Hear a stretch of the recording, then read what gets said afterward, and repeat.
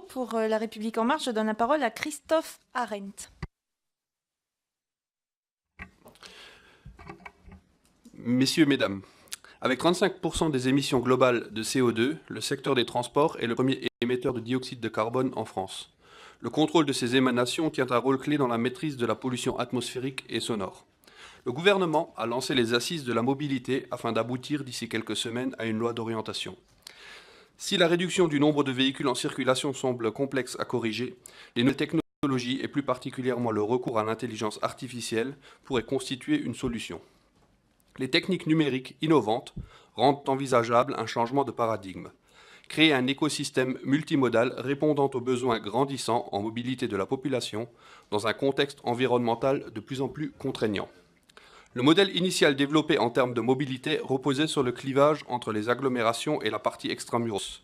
Pour des villes comme Paris, Lyon, Strasbourg, Marseille, l'espace urbain est plutôt bien desservi en transport en commun, quand la périphérie doit se contenter d'une intermodalité voiture-transport en commun. Ce modèle n'est plus viable. Si les transports en commun ont été présentés comme une solution, ils souffrent de nombreux problèmes, tels que leur coût en termes d'investissement et de maintenance, tout en ne résolvant pas le problème du dernier kilomètre pour les périphéries. Ainsi, près de 7 millions de Français sont privés de mobilité, dont 20% des actifs, entraînant des discriminations sociales et spatiales. Au final, la moitié des chômeurs refusent un emploi en raison de soucis de mobilité. Nombre de start-up que vous représentez ont bien compris que la mobilité et l'accessibilité représentent un enjeu de compétitivité et de développement économique.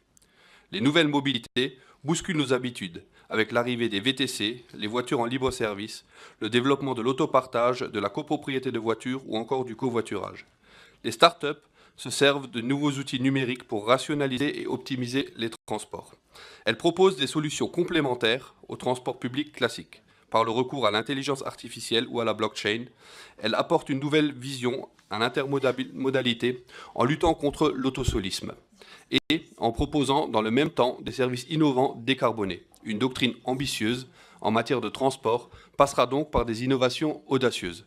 Malgré tout, des blocages persistent. Par exemple, pour 60% de Français qui prennent leur voiture individuelle, les start-up n'ont pas encore développé une réelle offre de covoiturage, domicile-travail convaincante. Alors, mesdames et messieurs, pensez-vous que les nouvelles technologies peuvent permettre de développer de réelles solutions alternatives ou complémentaires au transport collectif public? Dans quelle mesure peuvent-elles contribuer à la maîtrise des émissions de carbone? Jusqu'à quel point peut-on envisager que ces nouvelles mobilités dynamiseront l'économie? Je vous remercie. Merci.